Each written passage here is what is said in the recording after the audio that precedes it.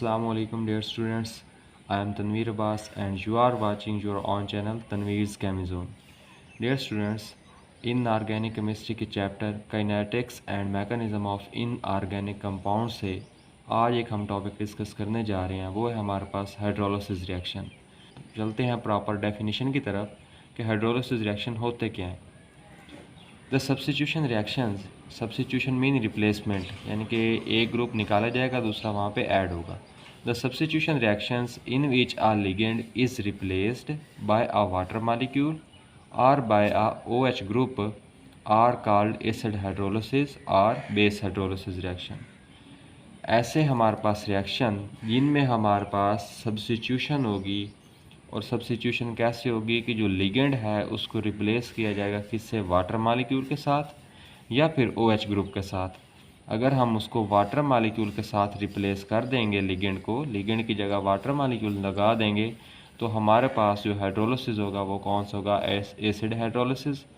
अगर लिगेंड की जगह हम OH ग्रुप लगा देते हैं, जस्ट ये लिगेंड की जगह क्या लगाएंगे, OH ग्रुप, तो हमारे पास जो हाइड्रोलिसिस होगी वो कौन सी होगी, बेस हाइड्रोलिसिस। नीचे वही बात लिखी गई है कि if ligand is replaced by water molecule it is called acid hydrolysis, if ligand is replaced by OH group it is called base hydrolysis. Dear students, I hope कि आपको यहाँ तक अच्छे से समझ आ गई होगी। नेक्स्ट हम चलेंगे, बारी बारी देखेंगे कि एसिड हाइड्रोलिसिस क्या होता है, बेस हाइड्रोलिसिस क्या होता है, और जो हमारे पास सब्स्टिट्यूशन रिएक्शन है यानी कि SN1 या SN2 मैकेनिज्म वगैरह वो किस तरीके से इसमें टेक पार्ट करते हैं। हमारे पास है एसिड हाइड्रोलिसिस। देखते हैं कि एसिड हाइड्रोलिसिस कैसे होता है, कुछ एग्जांपल्स वगैरह लेंगे। As acid hydrolysis reaction can be written generally as, किस तरीके से लिखा जाता है कि हमारे पास देखें एक CO कोबाल्ट है, NH3 5 इंटू X, ये कोऑर्डिनेशन सफ़ेयर होता है, ये इसके ऊपर हमारे पास चार्ज होता है जिसे हम कोऑर्डिनेशन, ये चार्ज है इसका, ये +2 है। अब यहाँ पे अगर हम H2O ऐड करें यानी कि एसिड हाइड्रोलिसिस करवा रहे हैं, क्या करवा रहे हैं, एसिड हाइड्रोलिसिस, यानी कि H2O ग्रुप ऐड कर रहे हैं, तो यहाँ से ये लिगेंड H2O के साथ रिप्लेस होगा। किस तरीके से कि ये वाला X बाहर निकल जाएगा और H2O इसके साथ लग जाएगा। तो इसका देखें चार्ज हमारे पास पहले +2 था, तो फिर क्या हो गया +3, और इस तरीके से हमारे पास ये बन जाएगा नया कंपाउंड। ठीक है डियर स्टूडेंट्स, एक और एग्जांपल लेते हैं। यहाँ पे X की जगह हम ले लेते हैं क्लोरीन, ठीक है, Cl है हमारे पास। उसी तरीके से अब यहाँ पे भी क्या होगी, एसिड हाइड्रोलिसिस होगी, रिप्लेसमेंट होगी, Cl की जगह क्या लग जाएगा, H2O, और Cl निकल के बाहर आ जाएगा। इस तरीके से हमारे पास नया कंपाउंड बन जाएगा। अच्छा, through SN2 we take the rate of reaction. अब ये देखें हमारे पास SN2 रिएक्शन हुआ, किस तरीके से, SN2 में क्या होता है कि जो हमारे पास है लिगेंड और जो कंपाउंड होते हैं वो एक साथ ही अटैक कर रहे होते हैं, यानी कि इकट्ठे अटैच हो रहे होते हैं। तो देखें ये हमारे पास कंपाउंड है, ठीक है, और ये ऊपर से ग्रुप आया है, ये इसके साथ नया लिगेंड है, नया लिगेंड है हमारे पास, ये नए तौर पे लिगेंड हमारे पास अटैच हो रहा है। देखें ये भी टेक पार्ट कर रहा है, ये भी टेक पार्ट कर रहा है, और आगे हमारे पास प्रोडक्ट बन रहा है, यानी कि दो स्पीशीज़ सेम टाइम में यानी कि आपस में रिएक्ट करती हैं, तो SN2 मैकेनिज्म होता है। जिसमें सिर्फ एक ही स्पीशी टेक पार्ट करे वो हमारे पास एक ही कंपाउंड का या एक ही कम्प्लेक्स कंपाउंड हमारे पास टेक पार्ट करे वो SN1 मैकेनिज्म होता है। तो ये SN2 मैकेनिज्म होगा क्योंकि दो हमारे पास कंपाउंड हैं, दो मालिक्यूल हैं, दो स्पीशी हैं जो आपस में रिएक्ट कर रही हैं, तो हमारे पास रिएक्शन का रेट SN2 मैकेनिज्म के अकॉर्डिंग फाइंड किया जाता है। करते हैं इसका प्रॉपर रेट फाइंड कि किस तरीके से इसका रेट क्या। रेट ऑफ रिएक्शन हमारे पास क्या होगा, डायरेक्टली प्रोपोर्शनल है। हम दोनों मालिक्यूल की कंसंट्रेशन लिखते हैं, वो हमने लिख ली है। नेक्स्ट हमने प्रोपोर्शनैलिटी का साइन हमने ख़त्म करना है, कांस्टेंट यूज़ करेंगे कि हम कांस्टेंट यूज़ कर रहे हैं, ये वाला कंपाउंड भी वैसे और साथ में वाटर का मालिक्यूल भी वैसे।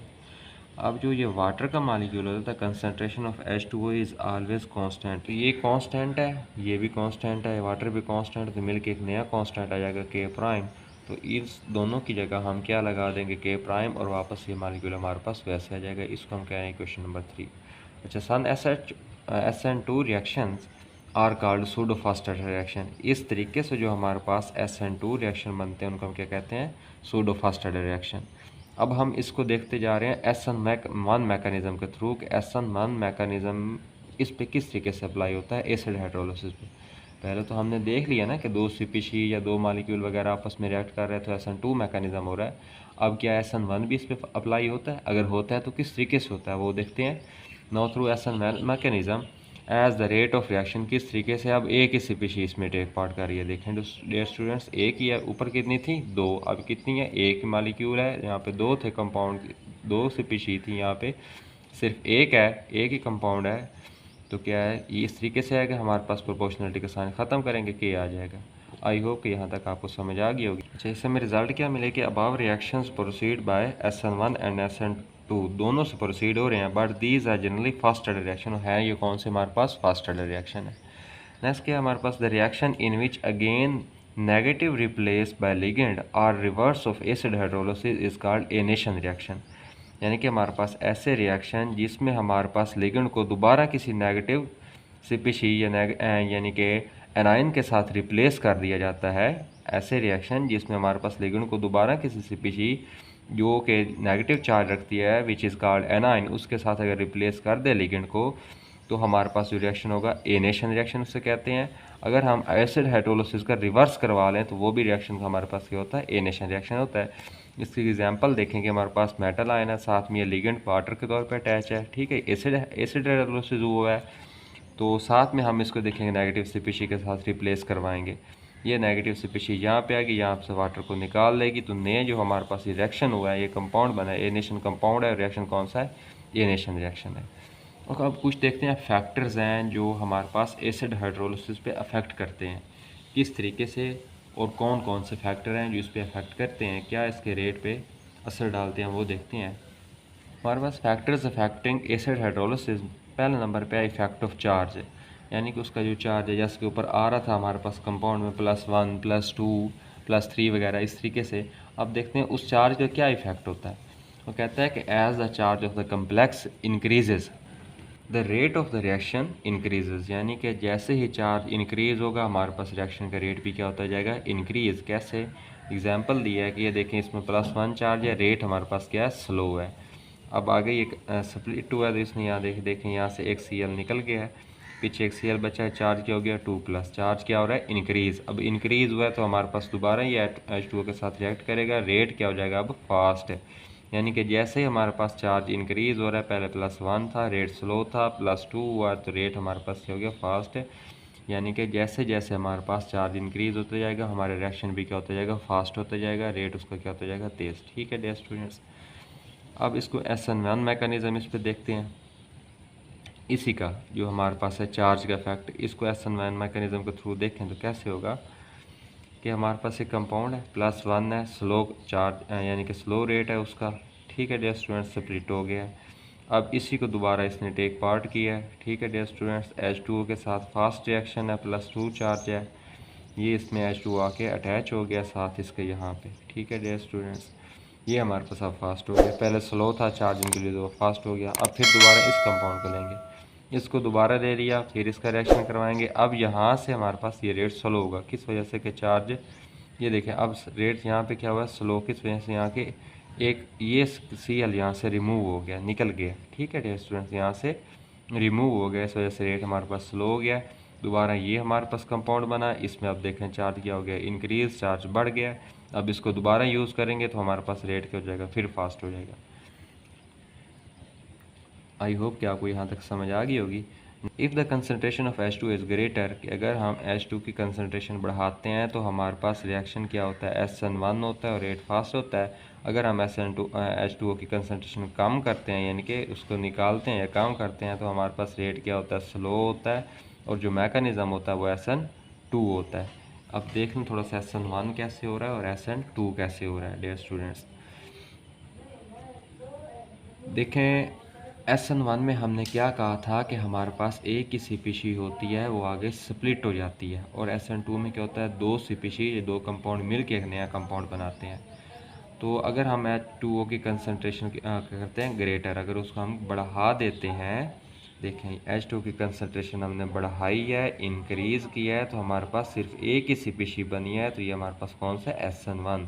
अगर हमने H2O की कंसनट्रेशन यहाँ पे की कम, H2O है ही नहीं, या यहाँ पे आप नीचे आ जाएं, यहाँ पे H2O की कंसनट्रेशन जितनी थी वैसी रखी, उसको हमने छेड़ा नहीं, इसको कम कर दिया है, यानी कि पहले की निस्बत हमने इंक्रीज़ करनी थी ना, जैसे यहाँ पे इंक्रीज़ किया, लेकिन हमने यहाँ पे इंक्रीज़ नहीं की, कम हो गई, तो हमारे पास रेट स्लो हो जाएगा। ठीक है, और ये हमारे पास कौन सा, जो दो चीज़ पीछे आई हैं तो SN2 हो जाएगा। और SN2 में हमारे पास रिएक्शन क्या होगा, सेकंड ऑर्डर, क्योंकि एक ये इस तरीके से एक मालिक्यूल ये आ रहा है, एक ये आ रहा है, तो हमारे पास सेकंड ऑर्डर होगा। नेक्स्ट इफेक्ट देखते हैं, नेक्स्ट इफेक्ट ऑफ किलेशन। ये स्टूडेंट्स हमारे पास किलेशन क्या होती है, किलेशन को समझें कि जो कम्प्लेक्स बन रहे हैं ना आपस में, ये स्टूडेंट्स ये जो कम्प्लेक्स कंपाउंड है, इनकी आपस में जो लिंकेज हुई हुई है, जो इन्होंने आपस में एक दूसरे के साथ लिगेंड और दूसरे कंपाउंड ने आपस में बॉन्ड बनाया हुआ है, इसको हम किलेशन कहते हैं। अच्छा, as the number of chelates links increases the rate of reaction decreases. जैसे जैसे बॉन्ड ज़्यादा बनते जाएंगे, रेट ऑफ रिएक्शन क्या होता जाएगा, डिक्रीज। किस वजह से, क्योंकि जैसे ही कंपाउंड आपस में ज़्यादा बॉन्ड बना लेंगे, इनको स्प्लिट करना मुश्किल हो जाएगा, तो रेट ऑफ रिएक्शन हमारे पास क्या हो जाएगा, कम हो जाएगा। ठीक है डियर स्टूडेंट्स। अच्छा, इसमें देखें यहाँ पे हमारे पास क्या है कि इस तरीके से अगर कंपाउंड है, जिसमें ये देखें हमारे पास क्या है कि NH3 4Cl2H4+1 है, तो रेट हमारे पास क्या है, फास्ट रेट है, नो किलेशन। इस रिएक्शन में हमारे पास इस कंपाउंड में किलेशन कोई नहीं है, तो रेट क्या हो गया, फास्ट है। इस रिएक्शन में उसने कहा है किलेशन है। ये जो EN होता है, ये इथाइलिन डाइअमाइन हमारे पास उसको रिप्रेजेंट कर रहा है। ठीक है डियर स्टूडेंट्स, इथाइलिन डाइअमाइन है, उसको रिप्रेजेंट कर रहा है।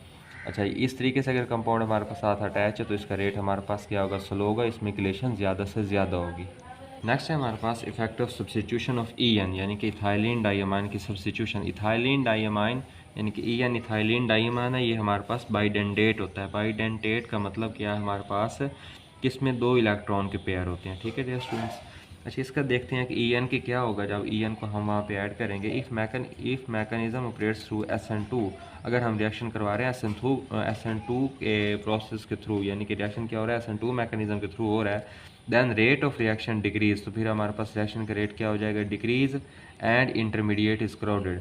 रेट ऑफ रिएक्शन हमारे पास क्या हो जाएगा, डिक्रीज, और इंटरमीडिएट क्या हो जाएगा, क्राउडेड, यानी कि उसको इधर से उधर से लिगेंड्स वगैरह या कोई ना कोई चीज़ें घेर लेंगी। अच्छा, if reaction mechanism operates through SN1, अगर SN1 थ्रू SN1 मैकेनिज्म हो रहा है, फिर हमारे पास रेट ऑफ रिएक्शन क्या हो जाएगा, इंक्रीज, और इंटरमीडिएट को कोई चीज़ें वहाँ पे घेरने वाली नहीं होंगी। ठीक है, दो कंडीशन हमारे पास ये हो गई हैं। तीसरी हमारे पास क्या है, इफ़ मोर बल्कि ग्रुप्स यानी कि लिगेंड्स वगैरह है आर यूज्ड SN1 मैकेनिज्म इस फेवर, अगर ज़्यादा बल्कि ग्रुप्स हम अटैच कर रहे हैं, तो हमारे पास कौन सा मैकेनिज्म होगा, SN1। ये देखिए हमारे पास क्या है, सिंपल है, हमारे पास एक कंपाउंड है।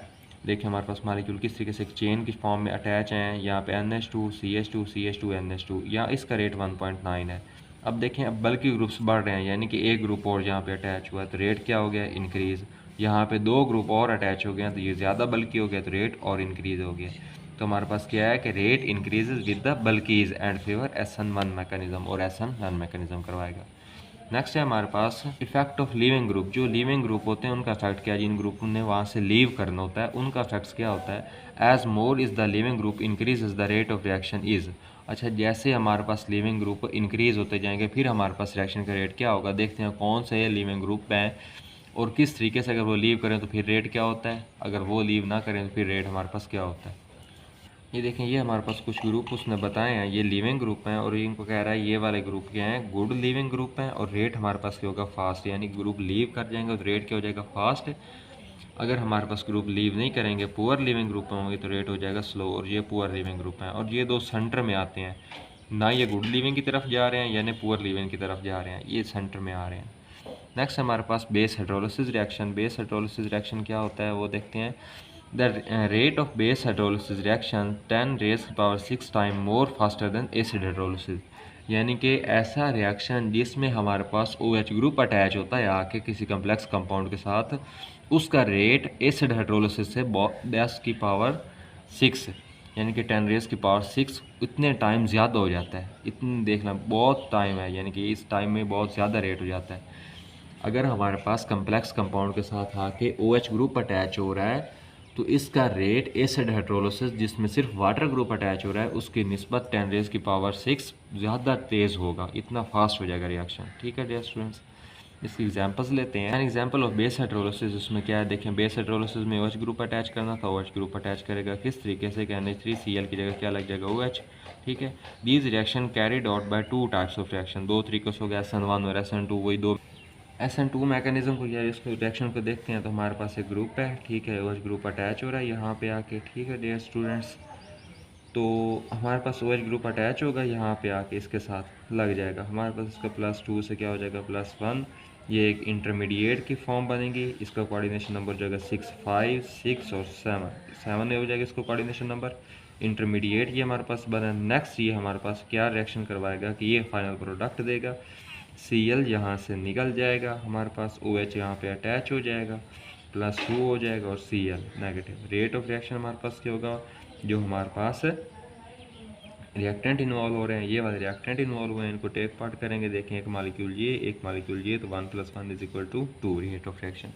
नेक्स्ट है SN1 मैकेनिज्म। SN1 रिएक्शन वो कैसे होगा कि according to this before applying the mechanism the complex या ब्रोंस्टेड एसिड, जो हमारे पास कम्प्लेक्स है वो कौन सा होगा, ब्रोंस्टेड एसिड होगा, कन्वर्टेड इनटू कॉन्जुगेट बेस, वो क्या हो जाता है कॉन्जुगेट बेस में कन्वर्ट हो जाता है। किस तरीके से कि हमारे पास एक एसिड है, ठीक है डियर स्टूडेंट्स, ये एसिड देखें और ये हमारे पास बेस है, OH क्या होती है हमारे पास बेस होती है, ये बेस इस एसिड के साथ कर रही है रिएक्ट, तो नेक्स्ट हमारे पास क्या बन रहा है कॉन्जुगेट बेस और साथ में हमारे पास कॉन्जुगेट एसिड बन रहा है। ये हमारे पास कॉन्जुगेट बेस बनेगी जिसमें NH3 और NH3 बेस 4 हो जाएगी, NH2 एक हो जाएगा हमारे पास और साथ में Cl, और यहाँ पे एक हमारे पास साइड पे जो एसिड की फॉर्म में आ गया वो वाटर होगा, ठीक है डियर स्टूडेंट्स, आई होप समझ आ गई होगी। नेक्स्ट हम रिएक्शन के रेट्स को देखेंगे, वो रिएक्शन लिखे गए हैं हमारे पास आगे, जो हमारे पास कंपाउंड बना था, जो हमने रिजल्ट्स के तौर पे लिया था, जो हमारे पास था कॉन्जुगेट बेस थी, उस कॉन्जुगेट बेस को पकड़ा, उसका रिएक्शन आगे करवाया, तो इसका रिएक्शन होगा स्लो, ठीक है डियर स्टूडेंट्स।